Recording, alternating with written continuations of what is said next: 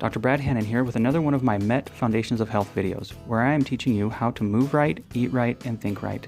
In this video, I'll be discussing sleep. Think about young children. What do we do for them? We set them a bedtime, we set them a wake-up time, we even have nap times. And why do we do this? Because we want them to be healthy, right? And what happens if they get off schedule?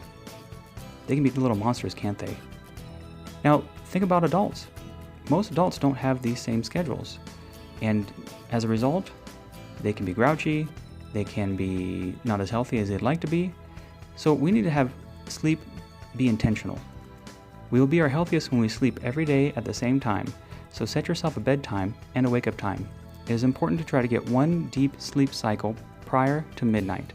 So a 10 p.m. bedtime would be appropriate for most people. We do need 7 to 9 hours of sleep. Your mattress should be flat, firm, with pressure point relief, and preferably non-toxic. A lot of these mattresses are sprayed with flame retardants and other glues and adhesives, and they're off-gassing and causing hormone disruption and other things. So 1 to 2 hours prior to bedtime, begin a routine of slowing down your day. Ensure that you get good, deep sleep. Don't use technology. Don't read or watch anything that'll get you scared or upset. Don't drink caffeine. Don't consume sugar or high glycemic foods. The room should be cool, dark, and calm. For you side sleepers, you're going to need an appropriate thickness pillow to support your head to keep it in line with your spine. Try having a pillow between your knees and having at least one knee bent and your hip flexed. For you back sleepers, you will need a small pillow just to support the curve of your neck. I often find people using too thick of a pillow for back sleeping. Now for you stomach sleepers.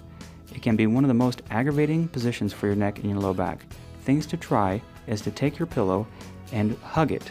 Put it underneath your chest, underneath your stomach, and don't have it underneath your head. This pillow will help kind of get you off the mattress a little bit, so that way you're not pile driving your neck into the pillow. Try bending one knee and flexing the hip to try to get you a little bit off your stomach, and this will be helpful. So some factors to consider that can affect your sleep could be things like stress, blood sugar, emotions. One of the common things I see is people who cannot turn their brain off at night. Try writing down a tomorrow to-do list. Keep a pen and paper near your nightstand. We also use some good supplements for this. So I hope you learned a little bit about sleep. Remember, when you want to feel your best, think MET. How are you moving? How are you eating? How are you thinking? This can steer you in the right direction to achieve a healthier you.